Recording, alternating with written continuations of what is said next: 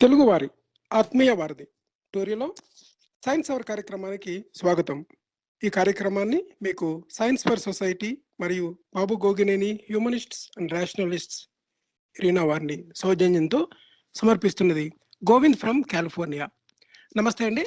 మనం ఈరోజు science hour ఎపిసోడ్లోని మనం ఆరియన్ మైగ్రేషన్, ఐఐటి ఖరగ్పూర్ వారు ఒక క్యాలెండర్ రిలీజ్ చేశారండి. దాని మీద మన facts and analysis and then అసలు పొలిటికల్ బ్యాక్గ్రౌండ్ ఏంటి అన్న దానిపైన మనకి ఈరోజు టాపిక్ అనమాట. అది దీని గురించి మనతో చర్చించడానికి మన రెగ్యులర్ గెస్ట్స్ అయిన ప్రసాద్ ఇందుకూరి గారు ఆస్ట్రేలియా నుంచి, అలాగే శరత్ సోమినా గారు కెనడా నుంచి జాయిన్ అయ్యారండి. నమస్తే అండి శరత్ గారు, ప్రసాద్ గారు. Welcome to the show. Thank you Govind గారు. ఓకే అండి, థ్యాంక్ యూ. శరత్ గారు, ముందుగా మీరు చెప్పండి. ఇప్పుడు ఒక బాగా వివాదాస్పదమైన ఒక క్యాలెండర్, అంటే ఒక చాలా ప్రఖ్యాతిగాంచిన, అంటే ప్రపంచవ్యాప్తంగానే మంచి పేరున్న, ఇండియాలోనే ఒక టాప్ యూనివర్సిటీ అయిన ఐఐటి ఖరగ్పూర్ వాళ్ళు ఒక క్యాలెండర్ రిలీజ్ చేశారనమాట. ఆ క్యాలెండర్ ఏంటంటే ఆరియన్ ఇన్వేజన్ అనేది మిత్ అని. అంటే ఒక ఆరియన్ ఇన్వేజన్ అన్నా మైగ్రేషన్ అన్నా దానికి కొంత క్లారిటీ ఇవ్వండి మీరు. తర్వాత ఏంటంటే అసలు ఒక సంస్థ, అంటే ఒక విద్యా సంస్థ ఒక సొలిడిఫై కాని, ఇంకా వివాదాస్పదంగా ఉన్నది, ఒక చారిత్రాత్మకంగా కూడా దానికి పూర్తి ఎవిడెన్స్ లేకుండా రెండు వైపులు డిబేట్ ఉన్న ఒక దాన్ని కన్ఫర్మ్ చేస్తూ క్యాలెండర్ రిలీజ్ చేయడం వెనకాల అసలు వాళ్ళ మెయిన్ ఇంటెన్షన్ ఏంటి? అసలు ఆరియన్ అనే వాళ్ళు అసలు భారతదేశం వచ్చారా లేదా? అసలు భారతదేశంలో పాపులేషన్ అనేది అసలు ఎలా గ్రో అయింది? అసలు భారతదేశం అనేది అంతకుముందు నేను ప్రసాద్ గారు కలిసి అసలు వివిధ ఖండాల్లోని హోమోసేపియన్స్ అసలు ఎలా సెటిల్ అయ్యారు, అగ్రికల్చర్ అనేది ఎలా ప్రారంభమైంది, అంతవరకు చేశాం మేము ప్రోగ్రాము. ఈరోజు ప్రోగ్రాము డీటెయిల్డ్గా మన సెంట్రల్ ఏషియా, ఇండియా, యూరప్, అక్కడి నుంచి అసలు మైగ్రేషన్ అనేది ఎలా జరిగింది అన్న విషయం, ఫ్యాక్ట్స్, అసలు ఇంక్లూడింగ్ ఖరగ్పూర్ రిలీజ్ చేసిన క్యాలెండర్ మీద అసలు మీ అనాలిసిస్ ఏంటి చెప్పండి. తప్పకుండా గోవింద్ గారు. మనకి డిసెంబర్ నెలాఖరులో ఐఐటి ఖరగ్పూర్ వాళ్ళు ఒక క్యాలెండర్ రిలీజ్ చేస్తున్నాం అని చెప్పని వాళ్ళు అనౌన్స్ చేయడం జరిగింది. ఈ క్యాలెండర్ ఏంటంటే దాని టైటిల్ మీరు చూస్తే కనుక దాని పేరు recovery of the foundations of Indian knowledge systems అని పెట్టారు దీనికి. దాంట్లో ఏంటంటే బేసిక్గా వాళ్ళు చేసింది, వాళ్ళ దాంట్లో రాసిన ఏంటంటే, ఒకటి వీళ్ళు చేసిన 3 పనులు చేశారు. ఈ క్యాలెండర్లో 3 పనులు చేశారు. ఒకటి ఏంటంటే వాళ్ళు రాసిందే నేను చెప్తున్నాను నేను, recognition of the secret of the Vedas, అంటే వేదాల్లో ఉన్న రహస్యాలని గుర్తించడం. రెండు ఏంటంటే reinterpretation of the Indus valley civilization, అంటే సింధు నాగరికతని మళ్ళీ వేరే ఒక రకమైన దానికి ఇంటర్ప్రిటేషన్ అంటే ఏమంటారు, తాత్పర్యం ఇవ్వడం. Next rebuttal to the Aryan invasion myth. So ఆర్యులు దండయాత్ర చేశారు అన్నదానికి వీళ్ళు ఇది జరగలేదు అని చెప్పడం అనమాట. దీనికోసం అని చెప్పని 12 ఎవిడెన్సెస్ దండయాత్ర కాకుండా అసలు మైగ్రేషన్ అనేది జరిగింది, ఆర్యుల రాక, ఆర్యులు వచ్చారు అన్న దాని గురించి మాట్లాడారా, లేకపోతే ఆ మొత్తం ఎపిసోడ్ ని ఒక ఇన్వేజన్ కింద, ఒక ఏంటి, ఒక అవతల వాళ్ళు వచ్చి మన మీద దండయాత్ర చేసినట్టుగా అది జరగలేదని చెప్తున్నారా? వీళ్ళు ఇన్వేషన్ గురించే మాట్లాడుతున్నారండి. ఆర్యన్ ఇన్వేషనే, అంటే ఆర్యుల దండయాత్ర గురించే, ఆర్యుల రాక గురించి కాదు. ఇప్పుడు రాక అనుకోండి, అంటే ఇప్పుడు జనరల్ గా రకరకాలుగా ఎలా వచ్చి, ఇప్పుడు నేను కెనడా వచ్చానండి, నేను దండయాత్ర చేయలేదు కెనడాకి, నేను ఇమిగ్రేట్ అయ్యాను ఫర్ ఎగ్జాంపుల్. సో అలాగే మీరు కానీ, ప్రసాద్ కానీ, ప్రసాద్ గారు కానీ, వీళ్ళు ఎవరైనా వేరే దేశాలకు వెళ్ళినప్పుడు మీరు ఒక బ్యాండ్, తెలుగు వాళ్ళందరూ బ్యాండ్ కింద తీసుకుని దండయాత్ర చేయలేదు. అందుకే కదా మంది ప్రవాస భారతీయులు, మన ప్రవాసం వెళ్ళాం అంటే మనం ఒక నివాసం ఒక చోట నుంచి ఇంకో చోటకి వెళ్ళాం మనం బేసిక్, అంతే కదా. సో ఇప్పుడు అంటే ఏంటి, మైగ్రేషన్ అనమాట. సో ఆర్యన్ మైగ్రేషన్ అయిందా, ఆర్యన్ ఇన్వేషన్ అయిందా అనేది ఒక కంటెన్షన్, అంటే అలా ప్రశ్న అనుకుంటే. ఇక్కడ విషయం గుర్తుపట్టుకోవాల్సింది ఏంటంటే, ఈ 3 ఏవైతే వీళ్ళు చెప్పారో దీనికి 12 ఎవిడెన్సెస్ అండ్ 12 ఎవిడెన్సెస్ అని చెప్పి పెట్టారు. అంటే క్యాలెండర్ కదా, క్యాలెండర్ లో 12 నెలలు ఉన్నాయి కాబట్టి ఒక్కో నెలకి ఒక కామెంటరీ, ఒక ఫోటో పెట్టి వీళ్ళు పెట్టారనమాట. బేసిక్ గా 12 పేజీల క్యాలెండర్ రిలీజ్ చేశారు. ఇప్పుడు మొదట మనం చెప్పుకోవాల్సిన విషయం ఏంటంటే, ఆర్యన్ ఇన్వేషన్ అంటే ఆర్యుల దండయాత్ర ఉంది చూడండి. ఆర్యుల దండయాత్ర అనేది మెయిన్ స్ట్రీమ్ హిస్టరీ కాదు యాక్చువల్ గా. చాలా మందికి తెలియదు ఈ సంగతి.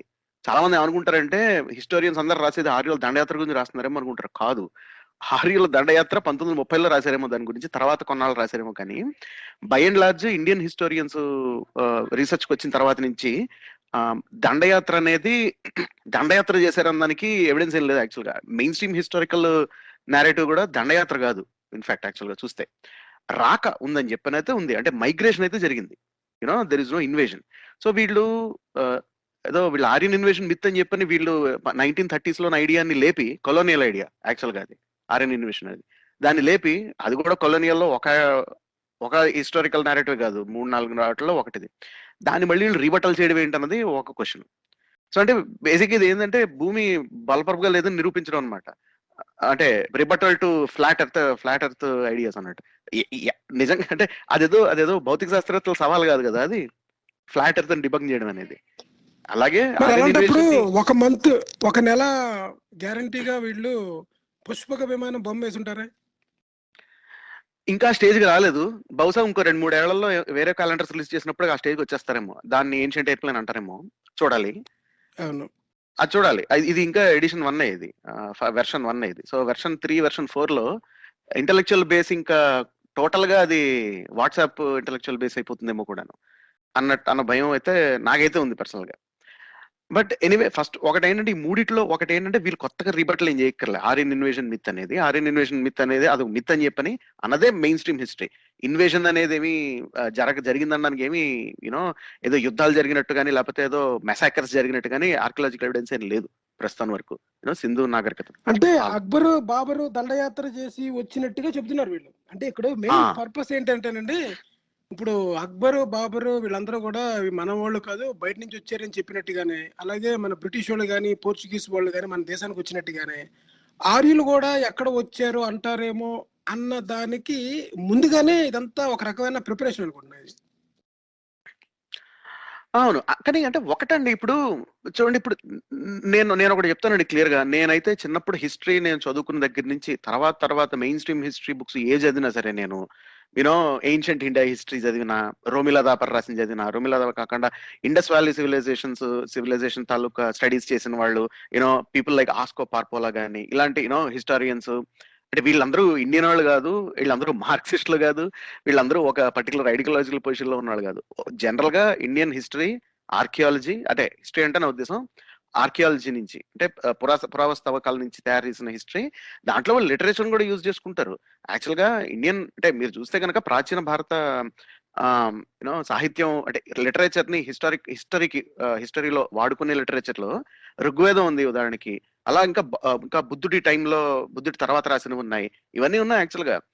సో అంటే ఇది ఏదైతే ప్రచారం జరుగుతుందో ఏంటి అంటే, ఇంతకీ నేను ఈ హిస్టరీ ఏది చదివినా, మీరు మెయిన్ స్ట్రీమ్ హిస్టరీ అంటే ఆర్కియాలజీ తాలూకా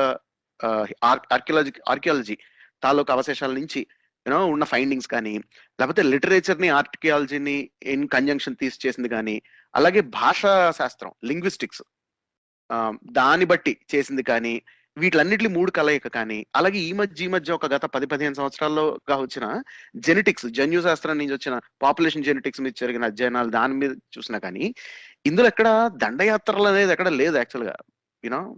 సో అసలు ఈ దండయాత్ర అనేది నేను ఫస్ట్ విన్నది ఎక్కడంటే, నేను నాకు తెలిసి ఈ ఐ థింక్ ఇది చదివే ఈ సుబ్రహ్మణ్య స్వామి గారు చెప్పుంటారు అనుకుంటున్నా. అదొకటి. దానికన్నా ముందు యాక్చువల్ గా ప్రైమరీ సోర్స్ నేను చూసింది, నేను చదివింది, నేను సమ్ టైమ్ బ్యాక్ నేను కాలేజ్ లో ఉన్నప్పుడు గోల్వాల్కర్ రాసింది ఏదో బుక్ చదివానండి నేను యాక్చువల్ గా, సంఘ్ లిటరేచర్. నేను చాలా పుస్తకాలు చదివాను, అందులో ఇది ఒకటి అనమాట. నాకు తెలిసి వెరీ ఫస్ట్ నేను అందులో I think I came across that in the first no అరబిందోది సీక్రెట్ ఆఫ్ ద వేదాస్ అయినా సీక్రెట్ ఆఫ్ ద వేదాస్ కదా ఆయన రాసిన, వేద కదా బుక్ రాసిన ఆయన, అరబిందో రాసింది. సో నాకు తెలిసి శ్రీ అరబిందో రాసిన బుక్ లో నేను first time I think I encountered. అప్పటి వరకు ఆయన హిస్టోరియన్ ఏం కాదు, ఆయన దాన్ని సైట్ చేశాడు. అండ్ దానికి ఆయన ఏదో కౌంటర్ ఫ్యాక్చువల్ కాదు కానీ దాన్ని ఖండించాడు అనమాట, ఇన్ లైక్ ఇన్ జస్ట్ ఒక పాలమిక్ టర్మ్స్ లో. సో అప్పటిదాకా నాకు తెలీదు, నేను ఇన్ని హిస్టరీ బుక్స్ చదివినా ఇందులో ఆర్యన్ మైగ్రేషన్ అనేది ఒక మెయిన్ స్ట్రీమ్ స్టోరీ కింద ఎక్కడ లేదు అంటే యాక్చువల్ గా. సో అంటే ద సీక్రెట్ ఆఫ్ ద వేద అరబిందో రాజ్. సో అంటే అంటే మీరు చూడండి, అంటే ఫస్ట్ పాయింట్ ఏంటంటే ఆర్యుల దండయాత్ర అనేది మెయిన్ స్ట్రీమ్ హిస్టరీ కాదు యాక్చువల్గా. సో దాన్ని కొత్తగా డీబంక్ చేయాల్సిన అవసరం లేదు, ఎవరు చేయాల్సిన అవసరం లేదు. Number 1. Number 2, Indus valley village. Number 2 ఏంటంటే ఇండస్ వ్యాలీ సివిలైజేషన్ వద్దాం. దానికన్నా ముందు ఏంటంటే recognition of the secret of the Vedas అనేది అన్నది వీళ్ళ రెండో కంటెన్షన్ ఏదైతే తెలుసుకున్నారో. నేను ఇందాక చెప్పినట్టు చూడండి, ఇప్పుడు వేదాల్లో అత్యంత పురాతనంగా రాసిన ఉన్నవి ఋగ్వేదం యాక్చువల్గా. ఈ ఈ యజుర్వేదం, ఇన్ఫాక్ట్ అథర్వవేదం తర్వాత లేట్ వేదిక్ పీరియడ్, అంటే యునో లేటర్ కంపోజిషన్ అని చెప్పని అంటారు అథర్వవేదం, ఎందుకంటే దానిలో ఉన్న సంస్కృతం బట్టి. సో ఇప్పుడు ఇప్పుడు అక్కడికి మాడిఫై అయిపోయింది. ఎందుకంటే మీరు ఋగ్వేదం కనుక తీసుకుంటే మనకి ఈ ప్రాచి గాని లేకపోతే ఇంకొకటి ప్రాకృతి అని ఇంకా కొన్ని రకాల పైశాచి అని కొన్ని రకాల భాషలు ఉండే అనమాట. అంటే అంటే సంస్కృతం కాకముందు ఈ సంస్కృతం అనేది ప్యూర్, అందుకనే ప్యూర్ వేదిక్ సాంస్క్రిట్ చాలా మందికి రాను కూడా రాదు అది. అవునండి, ఎగ్జాక్ట్లీ. మీకు ఇంకో సంగతి చెప్తా. యాక్చువల్ గా ఇప్పుడు జనరల్ గా వేదకాలం అంటే రఫ్లీ ఒక దాదాపు ఒక 4000 సంవత్సరాల క్రితం, అంటే 4000 కూడా కాదు, 4000 సంవత్సరాల క్రితం నుంచి ఒక 2500 సంవత్సరాల క్రితం వరకు అని చెప్తారు. ఆ టైంలో యూనో వేదిక్ ఏజ్ అనేది జనరల్ గా హిస్టారికల్ డేటెడ్ పీరియడ్. దాని తర్వాత అశోకుడు వచ్చాడు యాక్చువల్ గా, యూనో. సో ఈ వేదిక్ పీరియడ్ లో బుద్ధుడు ఉండడం జరిగింది అనమాట. ఓవరాల్ గా మనం చూస్తే దీనికి ఎవిడెన్స్ ఉంది. అంటే నేను చెప్తున్న ఆర్కియాలజీ బేస్ మీద చేసిన డేటింగ్ అనమాట, రఫ్లీ స్పీకింగ్ అది. ఇప్పుడు మీరు చూస్తే పాణిని దాదాపు యూనో 4th century BC అండి, అంటే 2500 సంవత్సరాల క్రితం పాణిని ఉన్నది. Panini was like one of the ancient world linguistics, అంటే భాషావేత్తల్లో పాణిని ఒకడు. నాకు తెలిసి ఇప్పటి వరకు అంటే ఏన్షియంట్ టైమ్స్ లో ఇప్పటి వరకు వర్క్స్ సర్వైవ్ అయ్యి ఎక్కువగా వర్క్ రికగ్నైజ్ అయిన భాషావేత్త పాణిని అనుకుంటా. సో సంస్కృతం ఏంటంటే యాక్చువల్గా పాణిని ఏం చేశాడంటే గ్రామర్ స్ట్రక్చర్, జనరేటివ్ గ్రామర్ అంటారు దాన్ని. అంటే వ్యాకరణాన్ని వ్యాకరణం యాక్చువల్గా ఒక అబ్స్ట్రాక్ట్ స్ట్రక్చర్ కింద దాన్ని ప్రతిపాదించవచ్చు, అంటే సాఫ్ట్వేర్ లాగా అనమాట, అంటే without even talking about hardware. So Panini ఏం చేశాడంటే అష్టాధ్యాయం రాశాడు అనమాట, ఒక కంపోజిషన్ ఉంది. సో సంస్కృతం భాషకి పాణిని వ్యాకరణాన్ని పెడితే, అంటే అప్పటి ముందున్న సంస్కృతానికి పాణిని వ్యాకరణం పెడితే ఇప్పుడు మనం చూస్తున్న సంస్కృతం వచ్చింది అనమాట. అంటే యూనో ప్రెటీ మచ్ తర్వాత వచ్చిన సంస్కృతం అనేది. అంటే మనకి మహాభారతం 6th century అప్పటికే కదా, అంటే యాక్చువల్గా ఇది రాసినవి పాణిని రాసినప్పటికే ఆల్రెడీ వేదాలన్నీ ఉన్నాయి. కానీ ఇప్పుడు చాలా మంది ఏం చెప్తుంటారంటే దాంట్లో ఉన్న మంత్రాలు కానీ లేకపోతే చదివే విధానం కానీ వాటికి గ్రామరు వీటికి ఇంకా మనకి ఈ వీటితో పాటు నిరుక్తము ఇంకా చాలా ఉంటాయి కదా, పంచాంగం ఇవన్నీ చదవడానికి. అంటే పాణిని వ్యాకరణ సూత్రాలు బట్టి ఉండవండి, అంటే చాలా శ్లోకాలు, అంటే దాన్ని బట్టి తెలుస్తుంది అది దాన్ని బట్టి మనకు తెలుస్తుంది అది ఎప్పటి సంస్కృతం ముందు. Right, correct. మీకు ఇంకో సంగతి చెప్తాను. పాణిని గ్రామర్ అనేది ప్రతి మచ్ ఏ లాంగ్వేజ్ కైనా అప్లై చేయొచ్చు. ఏ లాంగ్వేజ్ అని కాదు, ఏ పదాలకైనా ఏ వొకాబులరీ కైనా అప్లై చేయొచ్చు. అది అబ్స్ట్రాక్ట్ స్ట్రక్చర్ కాబట్టి. అంటే పాణిని గ్రామర్ అనేది సందులోనూ మనం చూసుకుంటాం కదండి, మనకి సమాసాలు అని చెప్పేసి దాంట్లో ఏం చేస్తారంటే మనకి షష్ఠీ తత్పురుష సమాసం అని ఆ సాంస్క్రిట్ రాసినప్పుడు మీరు అగ్ని యొక్క ధాతువు అని ఉందనుకోండి, అది చదవడానికి అగ్ని తర్వాత మనకి ఇంకోటి వస్తే యొక్క రామస్య రామయో రామానాం అనుకుంటా కదా షష్ఠీ ఇది సంస్కృతంలో. ఎప్పుడో చదివింది.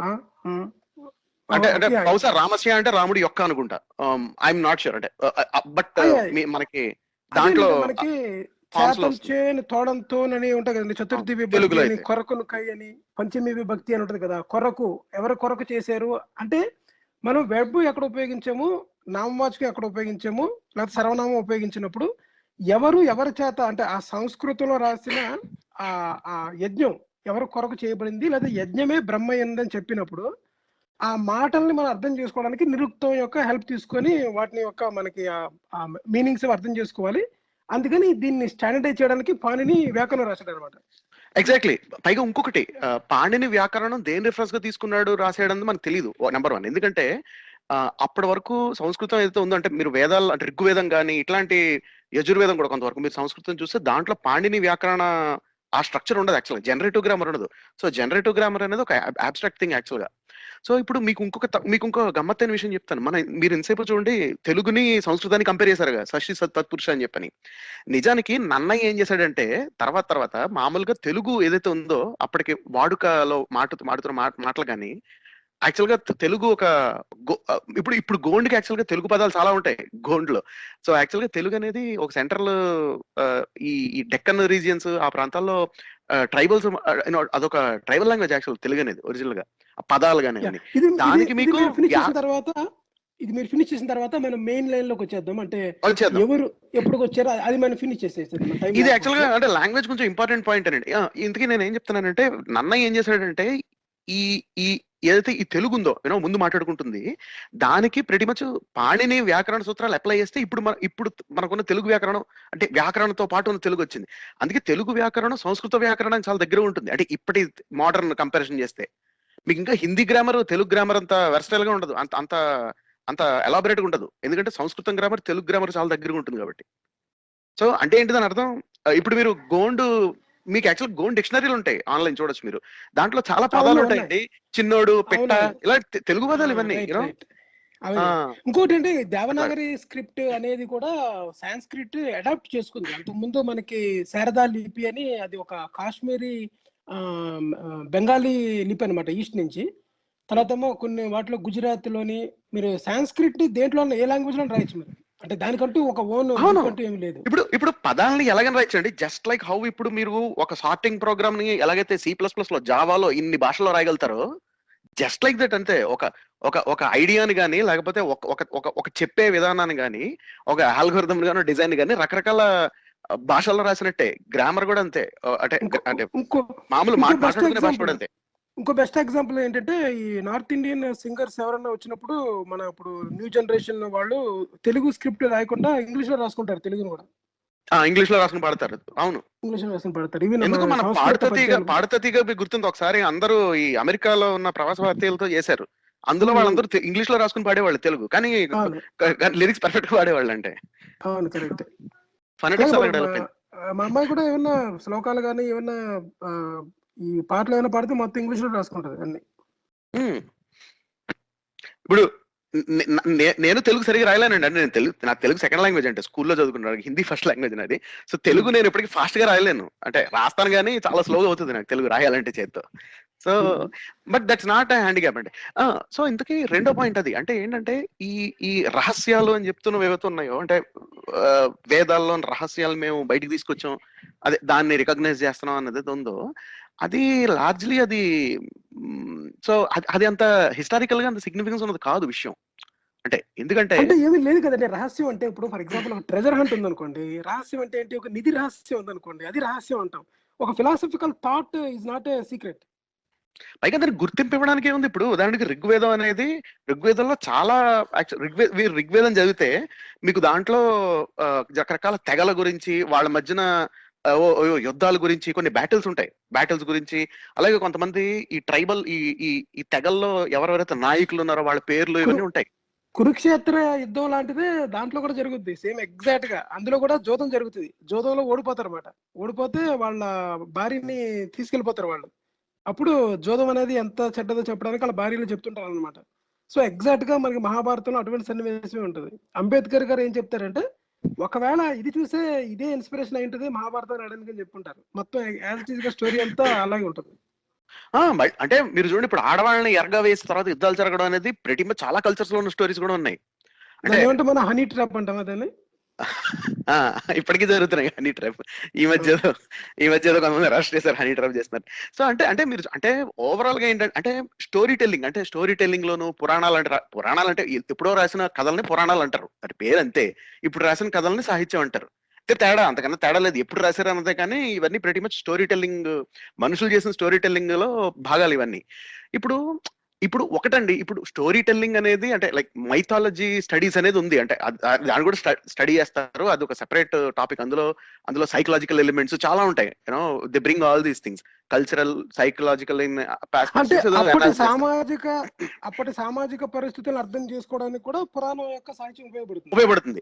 సో ఇప్పుడు ఏంటంటే ఋగ్వేదాన్ని అదే స్టేటస్ లో తీసుకున్నారు హిస్టోరియన్స్. మెయిన్ స్ట్రీమ్ హిస్టరీలో మీకు భారత ఉపఖండంలో ప్రతి మచ్ ఒక 4000 సంవత్సరాల క్రితం నుంచి తీసుకున్న చరిత్రలో సోషల్ హిస్టరీ కానివ్వండి, లేకపోతే ఈవెన్ ఈ ఆర్కియాలజికల్ ఎవిడెన్స్ నేను కొంత దానికి ఊతంగానో లేకపోతే దాన్ని ఇంకా ఇంటర్ప్రిట్ చేయడానికి ఈ ఋగ్వేదాన్ని తీసుకున్నారు యాక్చువల్ గా హిస్టోరియన్స్. ఇది మెయిన్ స్ట్రీమ్ హిస్టరీ ఇదంతాను నేను చెప్తుంది.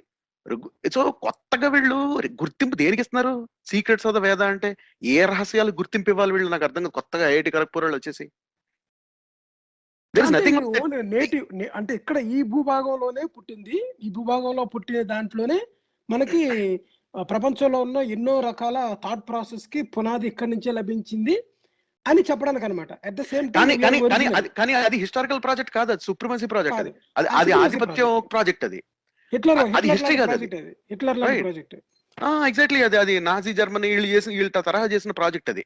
అంటే ఏంటంటే ఇప్పుడు చూడండి, ఇప్పుడు నాజీ జర్మనీ వాళ్ళు ఏమన్నారంటే జర్మన్ ఫిజిక్ అని చెప్పిన ప్రోగ్రామ్ తీసుకొచ్చారు. అందులో ఏంటంటే భౌతిక శాస్త్రవేత్తల్లో యూదులు అంటే జర్మన్ రేస్, ఆర్యన్ రేస్ అని వాళ్ళు పెట్టుకున్నారు ఒకటి. సో వీళ్ళు కాని వాళ్ళందరివి సైడ్ లైన్ చేసేసి అవన్నీ వాళ్ళు చేయలేదని, for example relativity credit Einstein కాకుండా వేరే వాళ్ళకి ఇవ్వడానికి అట్లా ట్రై చేసిన సందర్భాలు ఉన్నాయి ఉదాహరణకి. అంటే అది మోడర్న్ హిస్టరీ కాబట్టి అది పెద్దంత వర్కౌట్ అవ్వలేదు వాళ్ళకి. బట్ చూడండి, కొంతమంది ఒక క్యాస్ట్ కి సంబంధించిన బ్లడ్ గ్రూప్ లోని రక్త కణాలన్నీ ఒకే లైన్ లో వెళ్తున్నాయి అని చెప్పినట్టుగా ఇప్పుడున్న భావజాలం అప్పుడు కూడా ఉండేది. ఒక రేస్ వాళ్ళు సాధించిన ఘనతలే నిజమైన ఘనతలో మిగతా వాళ్ళు చేసింది కాదని చెప్పడానికి. ఇక మూడోదండి ప్రాజెక్ట్ వీళ్ళు చేసింది ఏంటంటే, ఆ మూడోది ఏంటంటే reinterpretation of Indus valley civilization. ఇది అంటే ఈ రీఇంటర్ప్రిటేషన్ అండి నాకు తెలిసి వీళ్ళకన్నా ఇంకా బాగా కథ ఇంకా వేరే కూడా చెప్పగలుగుతారండి. నాకు తెలిసి ఇంకా క్రియేటివ్ మైండ్స్ ఉంటే కథ ఇంకా బాగా చెప్పగలుగుతారు. ఎందుకంటే ఫ్యాక్ట్ తో సంబంధం లేకుండా వీళ్ళు రాశారు కాబట్టి క్యాలెండర్ లో. అల్టిమేట్లీ అదే. ఇప్పుడు ఉదాహరణకి ఇప్పుడు వీళ్ళు ఏమంటున్నారు, వీళ్ళు అంటే వీళ్ళు అంటుంది ఏంటంటే సింధు నాగరికతని కొత్తగా దానికి వేరే తాత్పర్యాన్ని, దానికి ఏమంటారు వేరే రీఇంటర్ప్రిటేషన్ చేద్దాం అన్నది వీళ్ళ ఇంకొక కంటెన్షన్ అనమాట. అంటే వీళ్ళ ఇంకొక గోల్ అనమాట. ఈ మూడిట్లో వాళ్ళ స్టేటెడ్ గోల్ క్యాలెండర్ లో ఉంటాయి, 3 చేస్తున్నాం అని చెప్పని. దీనికి ఏంటంటే 12 ఇల్లస్ట్రేషన్స్ ఫోటోలు పెట్టి ఎవిడెన్స్ అని చెప్పని పెట్టారనమాట. నాకు తెలిసి ఇప్పుడు మనం 3వ పాయింట్కి వెళ్ళొచ్చు. ఈ ఇండస్ వ్యాలీ సివిలైజేషన్ గురించి వీళ్ళు చేసిన ఇంటర్ప్రిటేషన్ ఏంటి, అసలు మామూలుగా దానికి ఉన్న ఇంటర్ప్రిటేషన్ ఏంటండి. నేను ఒక 3-4 ఉదాహరణలు చెప్తానండి. వీళ్ళు రాసిందల్లా ఏంటంటే ప్రతి పేజ్ లోనూ వీళ్ళు రాసింది, వీళ్ళు ఫస్ట్ పాయింట్ ఏంటంటే ఒక ఫ్లవరీ ఇంటర్ప్రిటేషన్ ఆఫ్ స్పిరిచువాలిటీ తీసుకొచ్చారు. అంటే వేదాల్లో ఉన్న స్పిరిచువాలిటీని సంబంధించిన సింబల్స్ లాగా తీసుకున్నారు. ఒక చాలా ఫ్లవరీ ఇంటర్ప్రిటేషన్, చాలా క్రియేటివ్ ఇంటర్ప్రిటేషన్ అది తీసుకొచ్చి ఇండస్ వ్యాలీ సివిలైజేషన్ లో ఏదో ఒక ఆర్టిఫాక్ట్ దానికి ఫోటో పెట్టేసి ఇది ఒకటే అని చెప్పారు అనమాట వీళ్ళు. అంటే మీరు డావిన్సీ కోడ్ సినిమా చూసారా? చూస్తే కనుక చూడండి, అందులో టామ్ హ్యాంక్స్ సినిమా ఉంటుంది. నవల ఇంకా ఘోరంగా ఉంటుంది. అంటే నేను నవల కూడా ఘోరంగా అంటే నవల ఇంకా ఎక్స్క్లూజివ్ ఉంటుంది. చాలా చాలా సెన్సార్ ఉంటుంది కదా మన హాలీవుడ్ లోని, దాని మీద చాలా ఇది జరిగినట్టున్నాయి, జరిగింది. అంటే కానీ మీరు చూడండి, ఇప్పుడు డావిన్సీ కోడ్ లో బేసిక్ గా అందులో ఉన్న థియరీలని హైపోథసిస్ లని ఎలా ఉంటాయంటే, మీకు ఫర్ ఎగ్జాంపుల్ అందులో లియోనార్డో డా వించీ పెయింటింగ్ ఉంటుంది లాస్ట్ సప్పర్ అని, దాన్ని చూపించి అదిగో చూసావా అది ఎలా ఉంది అని అబ్జర్వేషన్ కింద చేసి దాని వెనకాల పెద్ద థియరీ చెప్పేస్తాడు అనమాట, ఫ్లవర్ ఇంటర్ప్రిటేషన్. కానీ యాక్చువల్ గా మీకు మెయిన్ స్ట్రీమ్ బిబ్లికల్ స్టడీ ఏది అది ఇంటర్ప్రిటేషనే కాదు. మీరు ఆ painting last supper painting context చూసినా అది గానే కాదు. అంటే ఫర్ ఎగ్జాంపుల్ అంటే ఏంటో కాన్స్పిరసీ అనమాట, అది కాన్స్పిరసీ అలవడం అనమాట. ఇప్పుడు చూడండి, ఇప్పుడు మీరు 9/11 టవర్స్ అప్పుడు ఒక వీడియో చిన్న వీడియో క్లిప్ సర్క్యులేట్ అయ్యేది. ఏంటంటే మీకు 20 టవర్స్ లో ఒక టవర్ లోకి మీకు ఏరోప్లేన్ వెళ్ళిపోతుంది, కానీ వెళ్లే ముందుగానే అది బ్లాస్ట్ వచ్చినట్టు మీకు వీడియో ఉంటది అనమాట. యాక్చువల్ గా రివర్స్ లో ఉన్న వీడియో, యాక్చువల్ గా టైం రివర్స్ లో ఉన్న వీడియో. సో ఇప్పుడు చూపించి వీళ్ళు ఏంటంటే, అంటే మీరు చూసారా ఏరోప్లేన్ గుద్దకుండా ముందే అది పేలిపోయింది, సో అందుకని ఇది కాన్స్పిరసీ అని చెప్పింది. సో అంటే ఏంటంటే మీరు ట్విస్ట్ చేసి ఫ్యాక్ట్ ని ట్విస్ట్ చేసి, అంటే దాన్ని చూడాల్సిన పద్ధతిలో కాకుండా వేరే రకంగా దాన్ని చూపించి, అంటే జస్ట్ చిన్నగా మీరు దాని పక్కన ఒక ఫ్లవర్ ఇంటర్ప్రిటేషన్ ఇచ్చాడు అనమాట. ఇప్పుడు ఒక ఎగ్జాంపుల్ ఏంటంటే స్వస్తిక అండి. ఇప్పుడు మనందరికీ తెలుసు, ఇప్పుడు హిందూ ప్రస్తుతం అంటే మెయిన్ స్ట్రీమ్ హిందూ, అలాగే జైన్ మతం కానీ బౌద్ధుల మతంలో కానీ స్వస్తిక అనే సింబల్ కి చాలా ప్రామినెంట్ సిగ్నిఫికెన్స్ ఉంది కదా. అంటే ఇప్పుడు ప్రస్తుతం దాని పేరు కూడా స్వస్తిక అని అంటారు. స్వస్తిక అనేది సంస్కృత పదం యాక్చువల్ గా, స్వస్తిక అనేది. కానీ మీరు చూస్తే ఇంతకీ వీళ్ళు ఒక ఫోటోలో ఏంటంటే స్వస్తిక గురించి రాస్తారు. యాక్చువల్ స్వస్తిక గురించి ఒక ఏదో పెద్ద పోయిట్ ఏదో ఒక ఇంటర్ప్రిటేషన్ రాసేస్తారు. రాసేసి దాని పక్కన ఏంటంటే ఇండస్ వ్యాలీ సివిలైజేషన్ లోని స్వస్తిక సీల్స్ ఏవైతే దొరికాయో వాటి పక్కన ఫోటో పెడతారు అనమాట. యాజ్ ఇఫ్ యునో ఈ ఇంటర్ప్రిటేషన్ వీళ్ళు ఏదో ఇస్తున్నారో ఇండస్ వ్యాలీ సివిలైజేషన్ సింధు నాగరికత కాలంలో వాళ్ళు అదే ఆ పర్పస్ కోసం అది వాడుకున్నారు అన్నట్టు స్వస్తికాని. విషయం ఏంటంటే స్వస్తిక అనేది యాక్చువల్ గా ప్రీ హిస్టరీ టైమ్స్ నుంచి రకరకాల కల్చర్స్ అరౌండ్ ఏషియా ఉంది. అరౌండ్ ఏషియానే కదా, అరౌండ్ ద వరల్డ్. మయాన్ లో కాలంలో కూడా స్వస్తిక షేపుల్లో వాళ్ళు పెయింటింగ్ లో వేయడాలు ఇలాంటివన్నీ చేశారు కూడా. ఇప్పుడు స్వస్తిక అనేది అదేంటది అదొక ఏదో కొత్తగా కనిపెట్టేసిన షేప్ ఏం కాదు. యాక్చువల్ గా చాలా చోట్ల చైనాలో, ఏన్షియంట్ చైనాలో స్వస్తిక సింబల్ కి ఇంటర్ప్రిటేషన్ వాళ్ళు ఎట్లా ఇచ్చుకున్నారంటే అది ఫ్లయింగ్ ఒక బర్డ్ అని చెప్పాను. ఒక పక్షి కనుక ఆకాశంలో ఎగురుతుంటే 2 రెక్కలు ఉంటాయి కదండి, 2 రెక్కలు బెండ్ అయి ఉంటాయి కదా యాక్చువల్ గా పక్షులకి. నెక్స్ట్ ఏమో దాని బాడీ ఉంటుంది, దాని బీక్ ఒక పక్క, టెయిల్ ఒక పక్క ఉంటుంది. సో మీరు దాన్ని యాక్చువల్ గా ఒక యాంగిల్ లో చూస్తే స్వస్తికలానే ఉంటుంది. అది దానికి ఒక సెంటర్ నట్టు 4 వచ్చినట్టు, ఆ 4 బెండ్ అయినట్టు, 4 స్పోక్స్ బయటకు వస్తాయో కదా. సో అంటే ఏంటంటే స్వస్తిక అనేది నేచర్ లో చాలా చోట్ల మీరు అబ్జర్వ్ చేస్తారు. సో ఏంటంటే ఆ స్వస్తిక షేప్ అనేది చాలా కల్చర్స్ వాటి ఆర్ట్ లో పెట్టుకున్నాయి. సో మెసపోటమియాలో పెట్టుకున్నారు ఇది. ఈ స్వస్తిక సింబల్స్ మీకు మెసపోటమియాలో అయితే విపరీతంగా ఎక్కడ పడితే అక్కడ దొరుకుతాయి ఈ స్వస్తిక తాలూకు రకరకాల సింబల్స్, అంటే ఆర్ట్ ఫామ్ లో వాడు వాడిందంతా. అలాగే ఇవి ఇండస్ వ్యాలీ సివిలైజేషన్ లో కూడా ఉన్నాయి.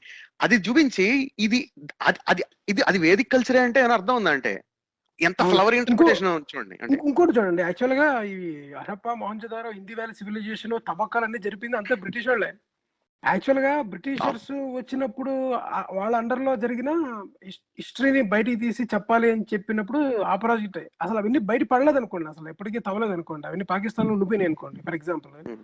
ఇదంతా కూడా అంటే జస్ట్ నేను ఏం చెప్తానంటే ఎప్పుడు బయటపడింది అనేది, యునైటెడ్ ఇండియా ఉన్నప్పుడు మనకి పాకిస్తాన్ అవి ఇంకా సెపరేట్ అవ్వకముందు ఇవన్నీ బయటపడినాయి కదా.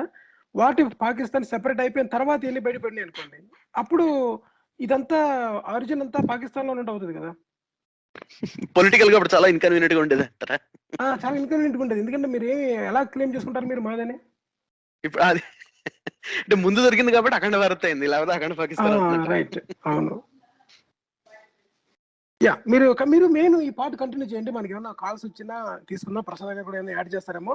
ఈ డిఫరెంట్ టైప్స్ ఆఫ్ ఈ ఎవరో మన ఈ 9,000 years బ్యాక్ ఎలా జరిగింది, ఎవరెవరు మైగ్రేట్ అయ్యారు, అసలు ఎవరు వచ్చారు, ఆ డిఎన్ఏ లైన్ ఏంటి, ఎవరు పర్సంటేజ్ ఎంత, అవి మెయిన్ కంటిన్యూ చేయండి ఫ్యాక్ట్స్ పార్ట్ లోని. తప్పకుండా అండి. సో ముందు ఏంటంటే మనం గుర్తుపెట్టుకోవాల్సింది, ఇండస్ వ్యాలీ సివిలైజేషన్ ని వీళ్ళు ఏం చేశారంటేనండి, ఈ క్యాలెండర్ లో ఇండస్ వ్యాలీ సివిలైజేషన్ ని వీళ్ళు దాన్ని ఒక వేదిక్ కల్చర్ లాగా చూపించడానికి ట్రై చేశారు వీళ్ళు ఫస్ట్ థింగ్. నెక్స్ట్ ఏంటంటే వీళ్ళు చేసింది అసలు అది హిస్టరీగా, అంటే వీళ్ళు ఏదైతే రాశారో కామెంట్లు, దానికి ఆ కామెంట్లతో మీరు ఒక పేపర్ పబ్లిష్ చేయలేరండి ఏ హిస్టరీ జర్నల్లోనూ. అందుకని వీళ్ళు క్యాలెండర్ పబ్లిష్ చేశారు అనిపించింది నాకైతే.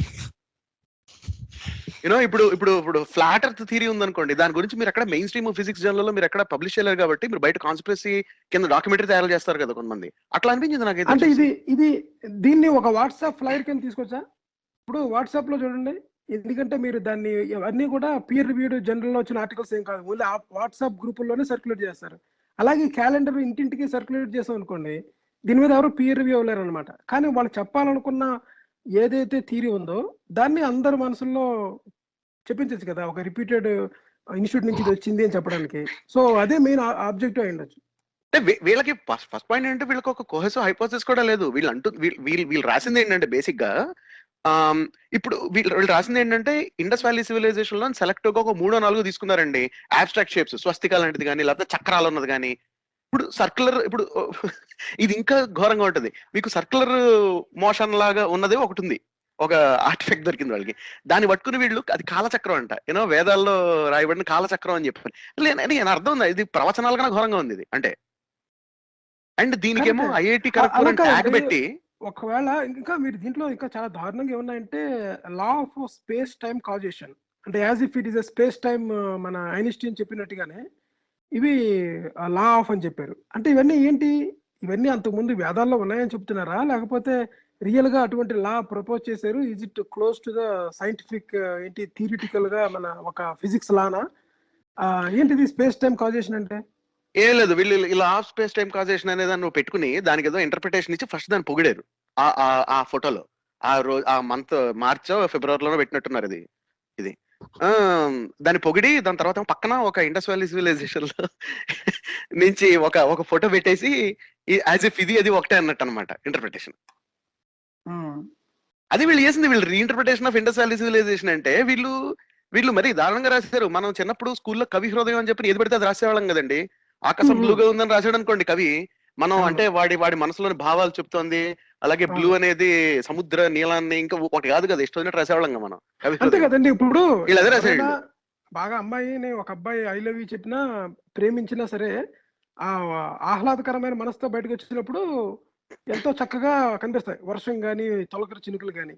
అదే విడిపోయారు అనుకోండి, బాయ్ హ్యాండ్ ఇచ్చాడు అనుకోండి, దాన్ని ఏమంటారు, దాన్ని బ్రేకప్ అయిపోయారు అనుకోండి, బయటకు వచ్చినప్పుడు మీకు ఎలా కనిపిస్తుంది అంటే ఆ వర్షపు చినుకుల్లోని నా కన్నీరు కూడా కనిపించట్లేదు, అవి వర్షం నా కన్నీరుని కూడా ఇది చేస్తుంది, ఆ వీచే గాలి కూడా నాకు ఆ హృదయాల్లోని ఏంటి ఒక రంపంతో కోసినట్టు అనిపిస్తుంది అని చెప్తారు కదా, సేమ్ గాలి. అవును అదంతా ఎగ్జాజరేషనే కదా, అది తెలియదు మనకి ఎగ్జాజరేషన్. అదే సినిమాలో పవన్ కళ్యాణ్ అంటారు కదండి, అమ్మాయిలకి పూలకి ఏంటండి సంబంధం, ఏదో మాకు అనిపించి మేము రాస్తామని చెప్పని.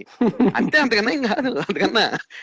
సో ఇంత అసలు ఇంత వేరే ఎగ్జాజరేషన్ చేసేసి ఇది హిస్టరీ ఎలా అవుతుందండి అంత వేరే ఎగ్జాజరేషన్ చేస్తే? అది కల్చరల్ స్టడీస్ జర్నల్స్ లో కూడా రాయరు అలాంటి, వీళ్ళు అట్లా రాశారు. దీంట్లో అరవిందో కూడా ఉందండి, అరవిందో పిక్చర్ కూడా ఉంటది. రైట్. వీళ్ళు అరవిందోనే వీళ్ళు వివేకానందని అరువు తెచ్చుకున్నారు వీళ్ళు. పైగాను అంబేద్కర్ తీసుకుంటే వీళ్ళకి అయిపోతుంది, వీళ్ళ కేసు వీళ్ళకి క్లోజ్ చేసుకున్నట్టు అవుతుంది. పైగా మీరు చూడండి, ఇప్పుడు ఫస్ట్ పాయింట్ ఏంటంటే వీళ్ళు ఏవైతే ఇక్కడ రాశారో, ఈ క్యాలెండర్ లో ఏవైతే రాశారో అవేమి వాళ్ళు ఏ జర్నల్లోనూ పబ్లిష్ చేయలేరు, వాళ్ళు ఏ హిస్టరీ జర్నల్లోనూ పబ్లిష్ చేయలేరు.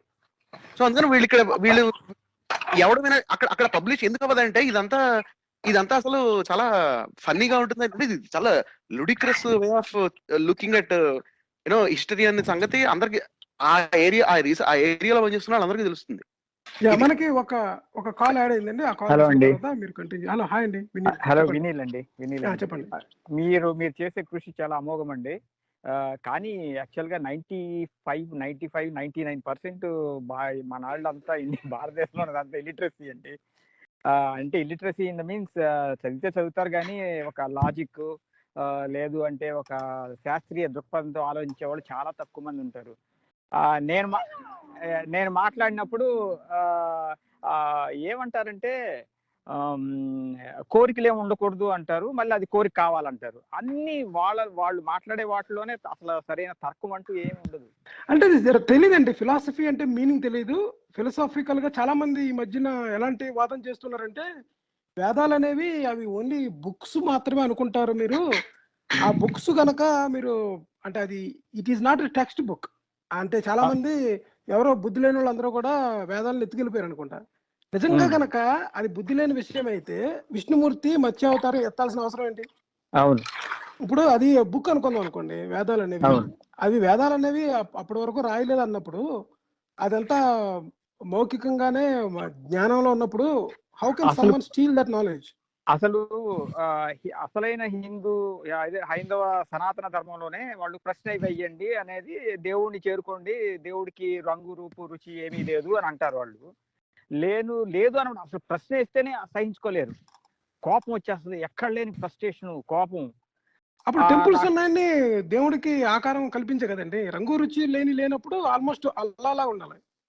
నేను ఒకటి అడిగాను, ఇప్పుడు శైవం వైష్ణవం రెండు ఉన్నాయి కదా, వాళ్ళు వైష్ణవులు ఇన్కార్పొరేట్ చేస్తారు శైవాన్ని దానిలో మింగిల్ చేసేసుకున్నారు. దానికి ఉదాహరణ ఏంటంటే, తిరుపతి గుడి మీద సెక్స్ బొమ్మలు ఉంటాయి. ఆ బొమ్మలు ఎందుకు ఉన్నాయి అని అంటే, అది శైవం యొక్క అది మూల సిద్ధాంతం. సెక్స్ తోటే ఈ ప్రజలంతా అది యాక్చువల్గా శాక్తేయము శైవము రెండు ఒకే బ్రాంచ్ నుంచి వచ్చినాయి. శైవం మొదట శైవం ఉందని నేను అనుకుంటున్నానండి, నాకు తెలియదు. నా నాలెడ్జ్ ప్రకారం శైవం మొదటి భారతదేశంలో శైవం ఉండేది. ఈ వైష్ణవులు చాలా తెలివిగల వాళ్ళు. వీళ్ళు రకరకాల సిద్ధాంతాలు, రకరకాల కథలు, పుక్కటి పురాణాలు ఇవన్నీ తీసుకొచ్చి శైవం తోటి యుద్ధం చేయలేక ఇదివరకు శైవాలకి వైష్ణవులకి యుద్ధాలు జరిగాయి, తలకాయలు తీసి చంపేసుకునేవాళ్ళు వాళ్ళు. దాంట్లో మెల్లిగా విశ్వరూపం వాళ్ళని విశ్వరూపం సినిమాలో మీకు చూపిస్తాడు ఎక్కువ దాంట్లో వాళ్ళ గొడవలు జరిగినవి. మీరు ఒకసారి ఒక విషయం అండి, నేను మిమ్మల్ని మధ్యలో అడుగుతున్నాను. ఇంకో కాల్ వచ్చింది, ఆ కాల్ తీసుకొని మీరు కంటిన్యూ carry చేయండి on. కానీ. Hello, Yeah, yeah. ఎవరండి కాల్ జాయిన్ అయింది? రమణ ఎవరో జాయిన్ అయ్యారంటున్నారు, రమణ పి అని. హలో హలో హలో, చెప్పండి, మీ పేరు చెప్పండి. సార్, నా పేరు రమణ సార్. మీరు ఒకసారి లైన్ లో ఉంటారండి, ఈ మన వినీల్ గారు అయిపోయిన తర్వాత మీరు మీ కాల్ తీసుకుంటారు. అట్లా ఓకే, షూర్. వినీల్, మీరు కంప్లీట్ చేయండి. నేను అప్పుడు అడిగాను అనమాట, పెద్ద మేధావుల్ని పండితుల్ని అడిగాను. అది కాదండి, వాళ్ళు అన్నారు, అవును సృష్టికి మూలం సెక్సేను, శివలింగం అంటేను లింగము, అది యోనినే, అది కరెక్టేను అని చెప్పారు. కానీ సెక్సే దీని సృష్టికి మూలము అది అంటే చెప్పుకోవచ్చు. సరేనండి, సెక్స్ కు మూలం అదేను, కానీ గుర్రాలతోటిను ఏనుగులతోటి సెక్స్ చేయడం ఏంటంటే అదేమి ఆచారం అండి అని అంటే దానికి జవాబు లేదు. అంటే నా అర్థం చేసుకోవడం ఏంటంటే, ఎవ్వరు గుడి వెనక ఇట్లా చూడటం కానీ ఆలోచించడం కానీ ఏమి చేయరు అనుకుంటాను నేను అనుకోవడం. చేసుకున్నా కానీ జస్ట్ దానికి తర్కానికి ఏమి తీసుకురారు దాన్ని. అంటే మన ఆడియన్స్ వేరండి, మనం చేసే ప్రోగ్రాము ఏదైనా కొద్దిగా ఇలాగా ఒక ఇంటెలెక్చువల్ థాట్ ప్రాసెస్, ఫిలసాఫికల్ గా, అకాడమిక్ గా ఎందుకు ఉంటుందంటే, మన టార్గెట్ ఆడియన్స్ మీరు అన్నట్టుగా మూర్ఖంగా వాదించే వాళ్ళు కాదు, ఆలోచించగలిగే వాళ్ళ కోసం అనమాట. సో అందువల్ల కంటెంట్ అంతా కూడా అది ఎవరైతే కన్విన్స్ అవ్వగలుగుతారో, ఎవరైతే ఓన్ గా బుక్స్ చదువుకోగలుగుతారో, ఎవరైతే ఇంటర్నెట్ లో రీసెర్చ్ చేయగలుగుతారో, ఎవరైతే కామెంట్ పెట్టగలుగుతారో వాళ్ళ కోసం అనమాట. వెళ్ళండి, బాగా చెప్తున్నారు. Carry on. షూర్, తప్పకుండా. ఓకే, థ్యాంక్ యూ అండి వినీల్ గారు. శరత్ గారు, మీరు కంటిన్యూ చేయండి. మనకు ఆ కాల్, రమణ గారు కాల్ డ్రాప్ అయిపోయింది. మీరు రమణ గారు, మీరు మళ్ళీ జాయిన్ అయితే జాయిన్ అవ్వండి. మీరు కంటిన్యూ చేయండి శరత్ గారు. ష్యూర్ అండి. సో అంటే మొదటి విషయం ఏంటంటే, సో ఈ ఇండస్ వ్యాలీ సివిలైజేషన్ ఏదైతే సింధు నాగరికత కాలం ఉందో, అంటే దాన్ని వీళ్ళు ఏంటంటే అది వేద సంస్కృతి అని చెప్పే ప్రయత్నం అనేది చాలా జరుగుతుంది యాక్చువల్గా, which is completely not correct at all. ఒకటి. రెండేంటంటే, ఇందాక మనం చెప్పాను చూడండి, ఆర్యులు రాక అని చెప్పని, ఆర్యన్ మైగ్రేషన్ ఉందని చెప్పని, ఆర్యులు వచ్చారు at some point of time అని చెప్పని. ఇక్కడ మనం గుర్తుపెట్టుకోవాల్సింది ఏంటంటే, ఆర్యన్ అన్నా, లేకపోతే దాని కౌంటర్ పార్ట్ అనకూడదు. I don't really want to look at it in that way. ఆర్యులన్నా లేకపోతే అదర్ సెక్ట్ ఏదైతే ద్రవిడియన్ అంటారో, ఇవి యాక్చువల్గా ఇవి రేసెస్ కావు, ఇవి జాతులు కావు, ఇవి లాంగ్వేజ్ గ్రూప్స్. ఇవి ఇప్పుడు తెలుగు వాళ్ళు, తమిళ వాళ్ళు అంటే ఇప్పుడు తెలుగు వాళ్ళు, తమిళులు అంటే వాళ్ళిద్దరూ వేరే వేరే జాతులు కాదు కదా, వాళ్ళు అది భాషలు, జస్ట్ భాషలు మాట్లాడే వాళ్ళు అంతే కదా. సో అట్లాగే అన్నట్టు అనుకోవాలి. ఇది కూడా ఇంకొక చిన్న విషయం చెప్తానండి మీకు, ఇది పాయింట్ యాడ్ చేస్తాను. మనల్ని కూడా ఢిల్లీ కానీ నార్త్ ఇండియా వెళ్తే మనల్ని వీళ్ళు మద్రాసీలు అంటారు కదా. సో యాక్చువల్ గా మద్రాసీ అనేది యాక్చువల్ గా అది ఏమో అది రీజనల్ రిఫరెన్స్ అంటారా, లేకపోతే అది ఏదో రేషియల్ రిఫరెన్స్ అంటారా మనకు తెలియదు ఇంకా. ఎందుకంటే ఆయన ఎవడో, నేను యాక్చువల్ గా రీజనల్ రిఫరెన్స్ అని అనుకునేవాడిని.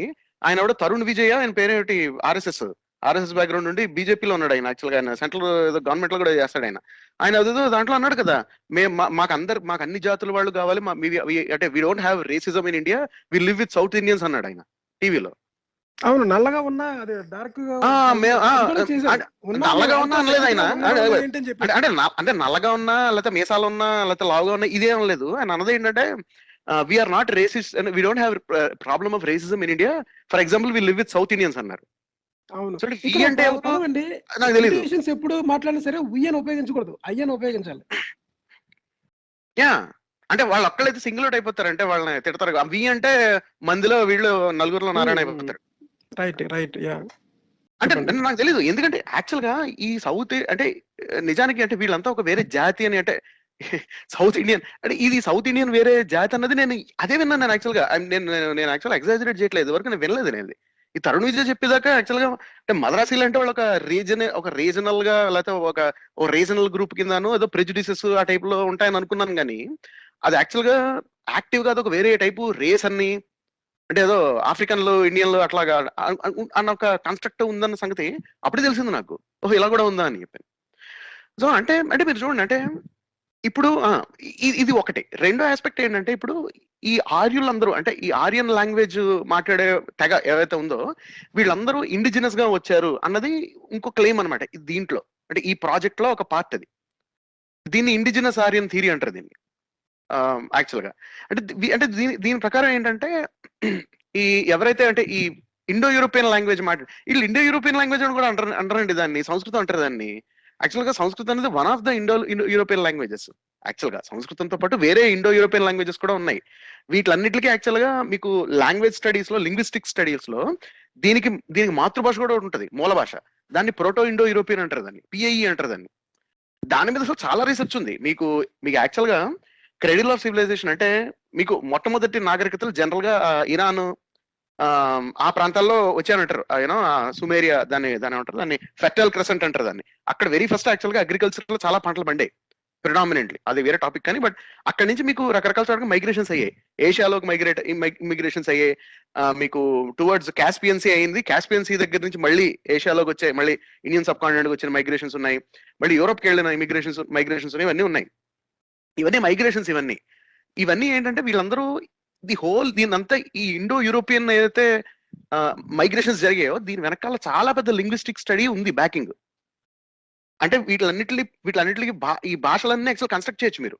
మీకు ప్రోటో ఇండో యూరోపియన్ లాంగ్వేజెస్ అని చెప్పని కొన్ని సెట్ ఆఫ్ లాంగ్వేజెస్ ఉన్నాయి. దాంట్లో సంస్కృతం ఒకటి ఇండో యూరోపియన్ లాంగ్వేజెస్ లో. వీటిలన్నిటికీ చాలా మంది ఏమంటారంటే అండి, తెలుగుకి మూలం కూడా సంస్కృతం అనుకుంటారు. తెలుగుకి మూలం సంస్కృతం కాదు, తెలుగు వ్యాకరణానికి మూలం పాణిని వ్యాకరణ సూత్రాలు ఒకటి. రెండు ఏంటంటే తెలుగు పదాల్లో చాలా సంస్కృత పదాలు వచ్చాయి తర్వాత. కానీ మీరు చూస్తే నాట్ నెసెసర్లీ సో. ఇప్పుడు నేను ఇందాక చెప్పాను చూడండి, గోండి పదాలు చాలా ఉంటాయి యాక్చువల్గా తెలుగులో. తేట తెలుగు అంటారు చూడండి, ఇప్పుడు తేట తెలుగు అంటారు చూడండి. అంటే ఉదాహరణకి ఇప్పుడు వీళ్ళు ఎవరు మన ముళ్ళపూడి వెంకటరమణ రాసే టైప్ తెలుగు కానీ ఆ టైప్ తెలుగు ఉంటుంది చూడండి. బుడుగులో రాసే తెలుగు కానీ, లేకపోతే ఆయన ఇంకా వేరే రాసిన కోతికొమ్మ చేయని, లేకపోతే చాలా వరకు ముళ్ళపూడి వెంకటరమణ రాసిన సినిమాల్లో డైలాగులు కానీ తేట తెలుగు అంటారు కదా, అలా తెలుగు అంటారు కదా. అది యాక్చువల్గా అందులో సంస్కృత పదాలు ఎక్కువ ఉండవు, చాలా తక్కువ ఉంటాయి అందులో. మీరు ఇంతకుముందు చెప్పారు కదండి, చిన్నోడు పిట్ట అని చెప్పారు కదా, అలాగే ఉంటాయి తెలుగు పదాలు. అవును, తెలుగు అలతి తెలుగు అంటారు కదా, తేట తెలుగు అంటే అలాగే ఉంటుంది. అందరికీ అర్థమయ్యే తెలుగు కదా. తేట తెలుగు అంటే మీనింగ్ ఏంటి, ఎవరికి అర్థం కాని తెలుగు ఏంటి, సంస్కృతం పదాలు వచ్చేసిన తెలుగు. ఇది వరకు మీకు గుర్తుందా, మనకి చిన్న చిన్న అర్థం కాదు అది. చిట్టి చిలకమ్మ టైప్ పాటలు ఉండేవి చూసారా, చిన్న చిన్నవి మనం పాడుకునేవాళ్ళం. అటువంటివన్నీ కూడా తేట తెలుగులోనే ఉంటాయి. పెద్ద పెద్ద గంభీరమైన ఈ మహాభారతం, రామాయణాన్ని ప్రవచనాలు చెప్పినట్టుగా పెద్ద తెలుగు పదాలు ఉండవు వాటిల్లో. అవునండి, ఉండవు. అవునవును. ఇప్పుడు గమ్మునరా అంటారు, త్వరగా రా అంటారు. అంటే త్వరణం అనేది బేసిక్ గా అది నాకు తెలుసు, అది సంస్కృత యాక్సలరేషన్. త్వరణం అనేది యాక్సలరేషన్ కదా ఫిజిక్స్. అవును అవును. అంటే చూడండి, అది సంస్కృత పదం పెడేసాం తీసుకొచ్చి మనం తెలుగు మీడియంలో, అది వేరే టాపిక్ అని. బట్ అల్టిమేట్లీ ఏంటంటే ఐవీసీ అనేది యాక్చువల్ గా అంటే ఇండస్ వ్యాలీ సివిలైజేషన్ అనేది ఈ ఇండో యూరోపియన్ భాషలో మాట్లాడలేదనడానికి బొచ్చుడంత ఎవిడెన్స్ ఉంది. అసలు ఉన్న ఎవిడెన్స్ అంతా అదే. అసలు ఇండస్ వ్యాలీ సివిలైజేషన్ లో మీకు ఇండో యూరోపియన్ భాషల తాలూకా ఒక్క నమూనా కూడా దొరకలేదండి. How can you say that it is Vedic culture or you know it's all Aryan culture అని ఎట్లా అంటారు, రిగ్వేదిక్ కల్చర్ అని? కానీ ఇంకోటి కూడా పదం ఉంది ఇక్కడ క్యాలెండర్ లో, ఏంటంటే the centre of excellence for Indian knowledge system. Indian knowledge system అంటే ఏంటి అసలు చూసారా మీరు? అది ఇండియన్ నాలెడ్జ్ సిస్టమ్ అంటే ఏంటంటే అర్థశాస్త్ర, సాంస్క్రిట్, తర్వాత రసాయన, ఆయుర్వేద, తర్వాత ఏమో న్యాయశాస్త్ర, శిల్పశాస్త్ర, ఇవన్నీ కలిపి ఇండియన్ నాలెడ్జ్ సిస్టమ్ అన్నారనమాట. అంటే ఇప్పుడు ఆర్ట్ ఫామ్ అనేది కానీ, లేకపోతే మెడిసిన్ కనుక్కోవడం కానీ, లేకపోతే ఈ లాంగ్వేజ్ కానీ, తర్వాత ఏమో ఆర్థిక శాస్త్రము, మనం ట్రేడింగ్ చేయడం కానీ, ఇవన్నీ ప్రతి దేశంలోనూ ఉంటాయి కదా. అంటే యాక్చువల్ గా అంటే ఇండియన్ నాలెడ్జ్ సిస్టమ్ అని ఇది యూనివర్సల్ కదా ఇవన్నీ కూడా. ఏమండి నేను చెప్తానండి, ఇండస్ వ్యాలీ సివిలైజేషన్ లో అండి, ఇండస్ వ్యాలీ సివిలైజేషన్ లో వాళ్ళు వాళ్ళు దాని ఏమంటారు, వర్తకం చేసేవాళ్ళు. ఎవరితో? మెసపోటమియా వాళ్ళు, ఆ ప్రాంతాల్లో, ఈజిప్ట్, మెసపోటమియా, ఇరాన్, అప్పటి కంటెంపరీ వాళ్ళతో. వాళ్ళు అంటే తోకాలు 1.4 grams వరకు తూకం తూచేవారండి, లోయెస్ట్.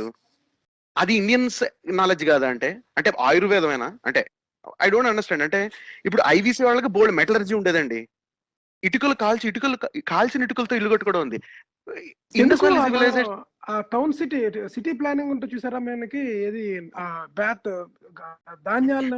ధాన్య కర్మాగారాలు అంటారు కదా, స్టోరేజ్ యూనిట్స్ ఏమంటారు అంటే, ధాన్యం కర్మాగారాల, ధాన్యం గాజులు అంటారు కదా తెలుగులో అయితే, గాజులు అంటారు కదా, అవి చాలా పెద్ద పెద్ద ఉంటాయి అనమాట. అంటే మన ఫుడ్ ఇంటర్నేషనల్ దాని ఏమంటారు, central government food godowns type అనమాట అవి.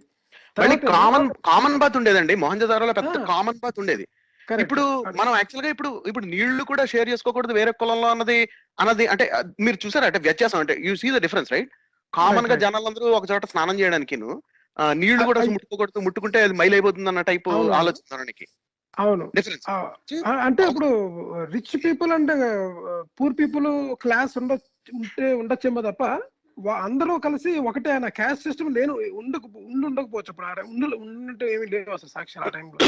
అంటే ఒకటేంటంటేనండి ఇప్పుడు ఫస్ట్ పాయింట్ ఏంటంటే ఇండస్ వ్యాలీ ఇప్పుడు మనకి సింధు నాగరికతల్లో తవ్వకాల్లో నగరాలు మనకి బయటకు వచ్చాయి.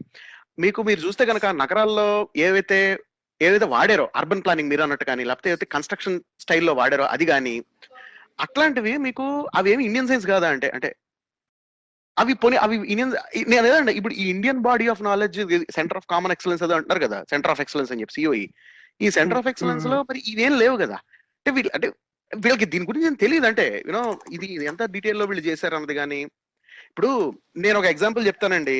ఇప్పుడు వీళ్ళు అండర్ గ్రౌండ్ డ్రైనేజ్ సిస్టమ్ ఎంత సాఫిస్టికేటెడ్ గా ఉండేదంటే సింధు నగర్ సాఫిస్టికేటెడ్ అంటే నా ఉద్దేశంలో అప్పటికి చాలా సాఫిస్టికేటెడ్ అది. అంతేగాని ఇప్పటికన్నా ఏదో అంటే ఇప్పటికన్నా సాఫిస్టికేషన్ అని అనట్లేదు నేను. వాళ్ళు సాఫిస్టికేటెడ్ ఎలా ఉండేది అంటే వాళ్ళకి కామన్ డ్రైనేజ్ కెనాల్స్ ఉండేవి. అంటే ఇప్పుడు ఒక ఇల్లు కనుక ఒక స్టోరీ పైన ఉందనుకోండి, అంటే ఒక అంతస్తు పైన ఉన్న బాత్రూమ్స్ నుంచి కూడా అక్కడ ఉన్న టాయిలెట్స్ లోంచి ఉన్న వేస్ట్ అంతా కామన్ చిమ్నీ లాగా అంటే కాల్చిన బ్రిక్స్ తో కట్టిన ఒక టన్నెల్ లాగా పెట్టి అదే చిమ్నీ లాగా ఉండి అది డైరెక్ట్ గా మెయిన్ డ్రైనేజ్ కెనాల్ కి వచ్చేస్తుంది అనమాట ప్లంబింగ్. మనం ఇప్పుడు మీరు చెప్పండి సింధు నాగరికతలో ఇది దాదాపు ఇది ఒక 4000 సంవత్సరాల క్రితం సంగతి అండి. ఇది 4000 సంవత్సరాల క్రిందట ఇట్లాంటి డ్రైనేజ్ వస్తుండేది సింధు నాగరికత ఉన్న ప్రాంతాల్లో కొన్ని నగరాల్లో. మొహంజదారో యాక్చువల్ గా చాలా పెద్ద సిటీ. కొన్ని ఎస్టిమేట్స్ ప్రకారం అక్కడ చాలా చాలా పాపులేషన్ యాక్చువల్ గా ఉండేది అక్కడ. అది ఒక వేరే షో చేయొచ్చు యాక్చువల్ మొహంజదారో గురించి. నాకు చిన్న పాయింట్ అండి, ప్రసాద్ గారి నుంచి మనం కొన్ని పాయింట్స్ తీసుకున్నాము. ఆ తీసుకునే ముందు ఒక చిన్న పాయింట్ చెప్తాను. ఇది నా ఓన్ అంటే నేను చూసినప్పుడు మనకి ఇక్కడ ద స్టోరీ ఆఫ్ సివిలైజేషన్స్ అని క్యాలెండర్ లాస్ట్ లో ఇచ్చారనమాట. అది విల్ డ్యూరాంట్ రాసిన స్టోరీ ఆఫ్ సివిలైజేషన్. దాంట్లోనే కేస్ ఫర్ ఇండియా అని ఇండియా గురించి ఒక సెపరేట్ ఒక బుక్ ఉంటుంది, సెక్షన్ ఉంది. అది చదివితే ఎవడన్నా అది వెళ్ళి చదివారు అనుకోండి, వీళ్ళ పరిస్థితి ఏంటి? దాంట్లో క్లియర్ గా అన్ని ఆరియన్స్ రాక ఎలా వచ్చారు మొత్తం అంతా ఉంటుంది. మళ్ళీ వీళ్ళు Will Durant story of civilization చివరి ఏమిటో పేస్ట్ పెట్టారు ఏమిటో మళ్ళీ అదే ఫోటో లాస్ట్ పేజ్ లో పెట్టారు క్యాలెండర్ లో. రైట్, కరెక్ట్, అదే పెట్టారు. వీళ్ళ కేసులు వాదించేసుకుని డిఫెన్స్ అంటే దాని కౌంటర్ ఆర్గ్యుమెంట్ కోసం అని చెప్పి పెట్టారా ఏంటి నాకు అర్థం కాదు. కౌంట్ అదే అన్నాను. ఇప్పుడు నిజంగా మీరు ఇప్పుడు ఏదంటారు కదండి, అబద్ధం ఆడితే గోడ కట్టినట్టు ఉండాలన్నట్టుగా. మరి ఈ బుక్స్ అన్ని వాళ్ళకి ఇచ్చామనుకోండి, జనాలు తెలియనుడు ఏం చేస్తాడు, బుక్స్ చదవడం అనుకోండి తెలిసిపోద్ది కదా. కానీ ఇందులో మనకి అంబేద్కర్ గారి బుక్స్ ఒక్కడు కూడా ఎందుకు పెట్టలేదు? అంబేద్కర్ గారి బుక్ పెడితే అయిపోయింది పరిస్థితి. అంబేద్కర్ కూడా అసలు మీరు చూడండి పోనీ ఇప్పుడు పాపులేషన్ జెనెటిక్స్ మీద వచ్చిన మోడర్న్ బుక్స్ ఏమైనా బెటర్ పోనీ అది లేదు. ఏమి ton of research Ambedkar books కూడా పెట్టచ్చు ఖచ్చితంగాను. ఇప్పుడు ఆయన సోషల్ హిస్టరీ మీద చాలా రాశారు యాక్చువల్ గా. కాదండి, విల్ డ్యూరాంట్ తో సమానం అంబేద్కర్ గారు. ఇంకా ఇది బుక్స్ చదివి రీసెర్చ్ రాసి అనాలిసిస్ పెట్టినారు. అసలు వివేకానంద స్వామి లేకపోతే అంబేద్కర్ గారు, మీరు ఐకానిక్ పీపుల్ ఎవరినన్నా చెప్పుకోండి, వాళ్ళందరిలో అంబేద్కర్ గారు ఈ స్టాండ్స్ ఫస్ట్ యాక్చువల్ గా ఇండియాలో కనుక లిటరేచర్ లో చెప్పుకోవాలనుకుంటే. అవును, ఓకే, షూర్. ప్రసాద్ గారు మీరు ఏమన్నా పాయింట్ యాడ్ చేస్తారంటే ఇక్కడ మనకి మీరు విన్నారు కదా ఇప్పుడు దాకా. అంతకుముందు మనం ఈ ఫెర్టైల్ క్రెసెంట్ చూసాం కదా, వ్యవసాయం స్వర్గధామం అని. మనం అక్కడ కంటిన్యూస్ గా అక్కడి నుంచి యాక్చువల్ గా మైగ్రేషన్ అనేది జరిగిందండి. సో మీరు ఏమైనా పాయింట్ యాడ్ చేస్తారా ఈ క్యాలెండర్ గురించి కానీ మైగ్రేషన్ గురించి కానీ? తప్పకుండా గోవింద్ గారు. ఒకటి ఏంటంటే మనం అర్థం చేసుకోవాల్సిందే, ఓవరాల్ గా కొద్దిగా హై లెవెల్లో వెళ్ళి చూస్తే అసలు ఇలాంటివన్నీ ఇప్పుడే ఎందుకు వస్తున్నాయి, అండ్ ఇలాంటి ఐఐటీస్ లాంటివి ఐఐఎంస్ లాంటివి అంటే one of the prestigious institutions in India అనుకున్న చోట నుంచి కానీ ఇలాంటి చోట నుంచి రావటానికి అవకాశం అలాంటి పరిస్థితులు ఎందుకు వచ్చినాయి అన్నది కూడా మనం ఒకసారి ఆలోచించుకోవాలి. ఎందుకంటే మనం ఒక్కొక్కసారి చెప్తూ ఉంటారు చూడండి, మనకి సైంటిస్టులు కానీ కొద్దిగా హై లెవెల్లో ఉన్న వాళ్ళు కానీ వాళ్ళు కూడా శాస్త్రీయ దృక్పథాన్ని, స్పిరిట్ ఆఫ్ సైన్స్ ని, సైంటిఫిక్ టెంపర్మెంట్ ని కాకుండా పక్కన పెట్టి కాషాయం కట్టుకున్న వాళ్ళ దగ్గర, బాబాల దగ్గర, స్వామీజీల దగ్గర, గుళ్ళ దగ్గర వాళ్ళు పూజలు, మొక్కులు, యాగాలు చేస్తూ ఉన్నప్పుడు వ్యక్తిగతంగా చేస్తే పర్వాలేదు కానీ ఈవెన్ గవర్నర్ సింగిల్ క్లాత్ లో పెద్ద పెద్ద గుళ్ళకి వెళ్ళటము అన్నది ఒక రాజ్యాంగపరమైన జాబ్ లోనో పొజిషన్ లోనో ఉన్న వాళ్ళు, ఇలాంటి వాళ్ళు అందరూ అంటే ఇది చేయటం అన్నది ఏమవుతుందంటే ఎలాంటి కల్చర్ ని డెవలప్ చేస్తుంది, దాని రామిఫికేషన్స్ ఇంప్లికేషన్స్ అన్నది ఇమ్మీడియట్ గా మనము ఏదో నమ్మకం పేరు మీద కొట్టి పారేసినా గానీ తర్వాత అది ఎలాంటి పరిస్థితులకు దారి తీస్తుంది, ఎలాంటి వాటిని ప్రోత్సహించినట్టు ఉంటుంది అన్నదానికి ఒక ఉదాహరణ కింద ఇప్పుడు మీరు చేస్తున్న డిస్కషన్ నాకైతే అనిపించింది అనమాట. అంటే మనకి ఏంటంటే మనము మన గొప్పతనం ఏదైనా చెప్పుకోవాలనుకుంటే మనము వాస్తవాలను బయటికి తీయాలి, జరిగిన విషయాలను బయటికి తీయాలి. ఎంతమంది లేరండి, ఎంత హేతువాదం లేదు, ఎంత కనాదుడి దగ్గర నుంచి, ఆర్యభట్టుడి దగ్గర నుంచి, వరాహమిహిరుడి దగ్గర నుంచి, కేరళలో మ్యాథమెటిషియన్స్ దగ్గర నుంచి కొన్ని వందల మంది మనకి ప్రపంచంలో ఎక్కడ జరిగిన ఆవిష్కరణల కంటే కూడా ఏమాత్రం తీసిపోనివి జరిగినవి. అంటే ఆ తర్వాత ఏమైంది అన్నది మనం చూస్తున్నాం. ఇప్పుడు చూస్తే గనక మనకి ఆవిష్కరణలు కానీ, ఇన్నోవేషన్ కానీ ఇలాంటివి ఏమీ లేవు.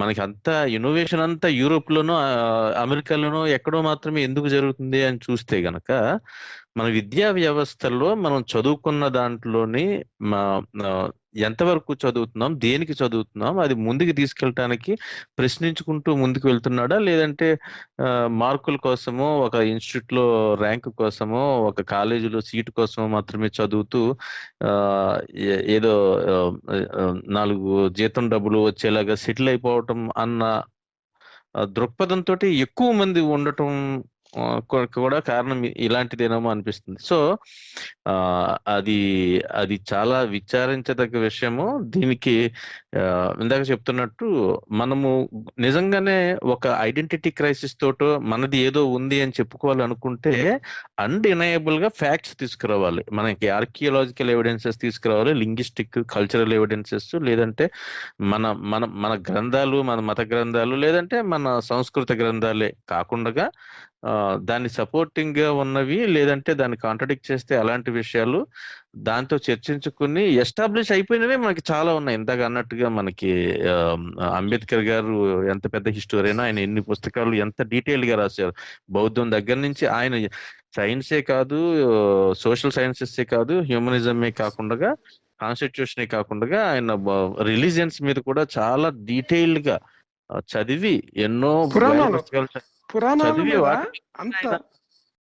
ఆయన కమెంట్ చేయడం, పుస్తకాలు రాయటం కూడా జరిగింది. సో మనకి ఒక పాయింట్ ని ఎస్టాబ్లిష్ చేయడానికైనా, దాన్ని ఆల్రెడీ ఎస్టాబ్లిష్ ఉన్న దాన్ని డీబంక్ చేయడానికో, ఫాల్స్ అని ప్రూవ్ చేయడానికైనా కానీ మనకు కావాల్సింది మన జబ్బలు మనం చరుచుకోవటం కాదు, ఎవిడెన్స్ తోటి, డేటా తోటి రావాలి. అండ్ అది అన్డెనయబుల్ గా ఉన్నప్పుడు that will become again history.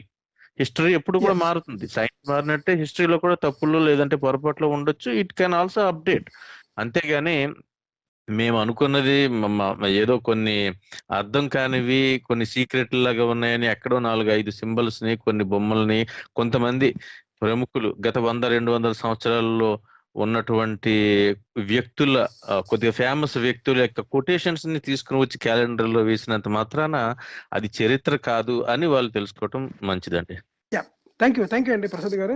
Sarath గారు, మనకు 5 minutes ఉంది. మీరు 5 minutes లోని మీరు ఇయర్స్ ఏ సంవత్సరంలో వచ్చారు, తర్వాత ఏమో హంటర్ గ్యాదరర్స్, తర్వాత ఏమో అనటోలియన్ పాస్ట్రాలజిస్ట్ అని చెప్పారు కదా. మీరు రాసుకున్న నోట్స్ చాలా బాగుందండి. అది దాని గురించి క్లుప్తంగా చెప్పండి, అది చాలా ఇంపార్టెంట్ ఈ షోకి. ష్యూర్ అండి. అంటే అంటే అంటే నా ఉద్దేశంలో అంటే బిఫోర్ గోయింగ్ టు జెనెటిక్స్ ఒకటేంటంటే మనం అర్థం చేసుకోవాల్సింది, మనకి సింధు నాగరికత అనేది అది అంటే దట్ ఈస్ సింధు నాగరికతలో ఉన్న జనాలు, వాళ్ళు మాట్లాడిన భాష కానీ, లేకపోతే వాళ్ళు బతికిన పద్ధతి కానీ, లేకపోతే వాళ్ళ నగరాలను నిర్మించుకున్న తీరు కానీ, ఇది ఇప్పుడు వీళ్ళు ఏవైతే ఈ ఇండియన్ నాలెడ్జ్ సిస్టమ్స్ అన్నారో, వాస్తు శాస్త్రం, ఆయుర్వేదం అని చెప్పి, దీనికి చాలా డిఫరెంట్ గా ఉన్నది. అది ఫస్ట్ పాయింట్ మనం మనం గమనించాల్సింది. ఇదంతా ఆర్కియాలజీ ఎవిడెన్స్ మీద ఉన్నది, మొదటిది. రెండోది ఏంటంటే ఇండస్ వ్యాలీ, ఇప్పుడు ఈ సింధు నాగరికతలో వాళ్ళు అక్కడ యాక్చువల్ గా ఉన్న స్క్రిప్ట్, దాన్ని ఇంటర్ స్క్రిప్ట్ అంటారు దాన్ని. అంటే వాళ్ళు రాసుకున్నవి యూనో అక్కడ ఉన్న ఇన్స్క్రిప్షన్స్ అవి చూస్తే కనుక ఆ ఇంటర్ స్క్రిప్ట్ ఇంకా మనం డిస్కవర్ చేయలేదు. యూనో దాని తర్వాత వచ్చినది ఈ బ్రహ్మీ స్క్రిప్ట్. ఇది తర్వాత వచ్చిన ఈ బ్రహ్మీ స్క్రిప్ట్ అంటాం కదా. యూనో ఈ ఈ అంటే తర్వాత రాజులు అంటే వేదిక్ పీరియడ్ లో, తర్వాత వచ్చిన వేదిక్ పీరియడ్ లో ఉన్న స్క్రిప్ట్స్ కానీ ఆ భాష వేరు, ఈ భాష వేరు, రెండు. మూడోది ఏంటంటే ఓవరాల్ గా ఉన్న లాంగ్వేజ్ స్టడీస్, లింగ్విస్టిక్ స్టడీస్ నుంచి మనకి చాలా చాలా బాడీ ఆఫ్ ఇన్ఫర్మేషన్ ఉంది, చాలా బాడీ ఆఫ్ నాలెడ్జ్ ఉంది.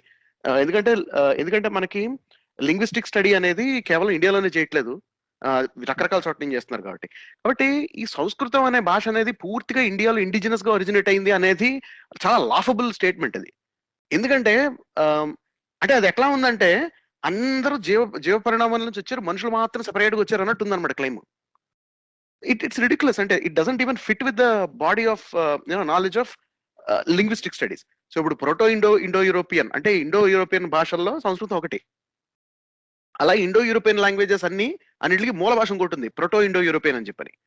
సో ప్రోటో ఇండో యూరోపియన్, ఈ ప్రోటో ఇండో యూరోపియన్ అనేది దాదాపు ఈ రఫ్లీ 8,000 సంవత్సరాల క్రితం కానీ అప్పుడు మాట్లాడుకునే వాళ్ళని, ఆ ఏరియాలో ఉన్న తెగలు, ఏ జాగ్రఫికల్ ఏరియాలో అయితే వీళ్ళు ఉండేవాళ్ళు అక్కడ భాష మాట్లాడుకునే వాళ్ళని జనరల్ గా అండర్స్టాండింగ్ మనకున్నది. దాని తర్వాత వచ్చిన భాషలు ఇవన్నీ. సో ఈ హోల్ ఈ ప్రాజెక్ట్ ఏదైతే ఉందో అంటే అందరు ఇక్కడే ఒరిజినేట్ అయ్యారని, లేకపోతే యూనో ఈ సంస్కృతి ఎక్కడే ఒరిజినేట్ అయిందని కానీ, ఇవన్నీ చాలా రిడిక్యులస్ క్లెయిమ్స్ ఇవి. ఎందుకంటే వీటికి వ్యతిరేకంగా చాలా ఎవిడెన్స్ ఉంది కాబట్టి మనకి.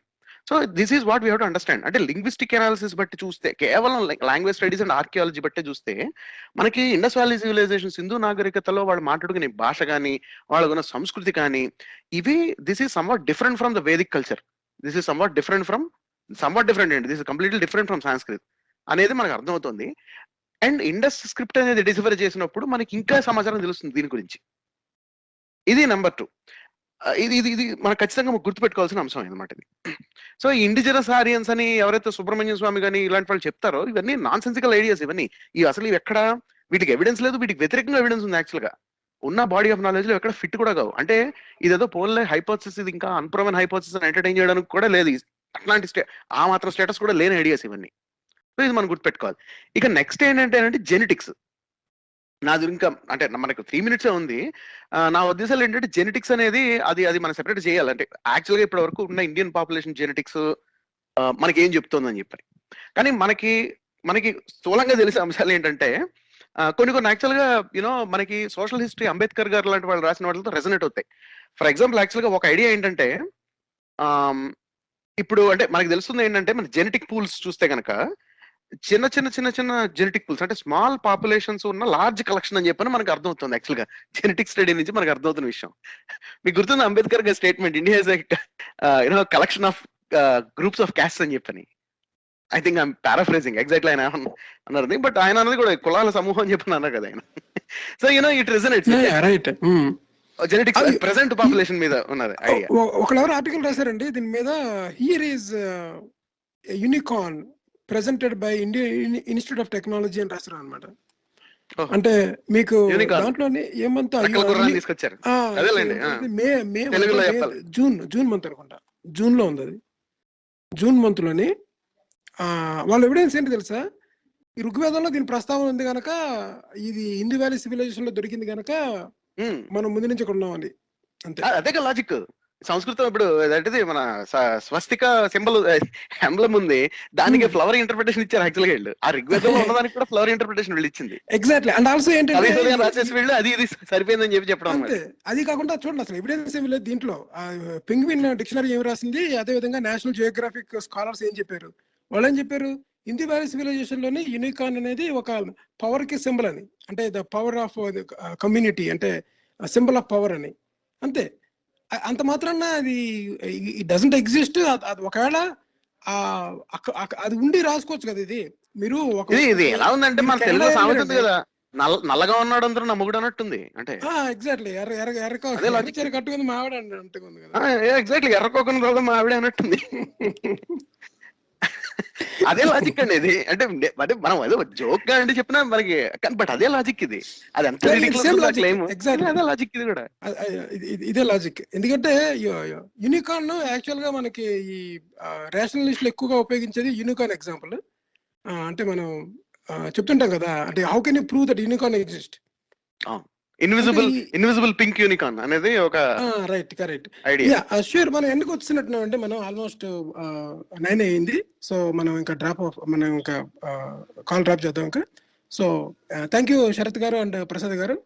మీరిద్దరు చాలా వాల్యుబుల్ ఒపీనియన్స్. అండ్ థ్యాంక్స్ అండి శరత్ గారు, మీరు చేసిన రీసెర్చ్ అండ్ నోట్స్ చాలా బాగా ప్రెజెంట్ చేశారు. మనం కలిసి ఇంకొక ఎపిసోడ్ లో కలుసుకుందాం. అప్పటి వరకు సెలవు. థ్యాంక్ యూ అండి. బాయ్. గోవింద్ గారు, ఒకసారి ఈ ఒక రిలేటెడ్ టాపిక్ ఇంకా ఉంటే గనక మేబీ 2-3 ఎపిసోడ్స్ వస్తే గనక మనం ఒక సిరీస్ కింద చేసేయచ్చు. యా, మేబీ మేము యాక్చువల్ గా అనుకున్నామండి ఇది ఒక్కొక్క మంత్ ఒక్కొక్క ఎపిసోడ్ కింద చేద్దాం అనుకున్నాము. సో ఒకవేళ మనం ప్లాన్ చేస్తే మట్టికి మనం ఈచ్ దానికి మనం ఒక గ్రూప్ ఒక క్వార్టర్ కి ఒక ఎపిసోడ్ చేయొచ్చు. మనం 3 నెలలు తీసుకొని. షూర్. ఓకే, గ్యాప్ ఇద్దాం అంటున్నారా మీరు? అది కాదు, ఇందులోనే 3 నెలల్లో ప్రెజెంట్ చేసిన ఎవిడెన్స్ ఏంటి, దాన్ని మనం ఎలాగా కౌంటర్ ఆర్గ్యుమెంట్ ఉంటుందని చెప్పేసి. Okay okay okay, sure. దీన్ని ఎక్స్టెండ్ చేద్దాం ముందు. థ్యాంక్ యూ అండి శరత్ గారు, ప్రసాద్ గారు. బాయ్. థ్యాంక్ యూ అండి. బాయ్.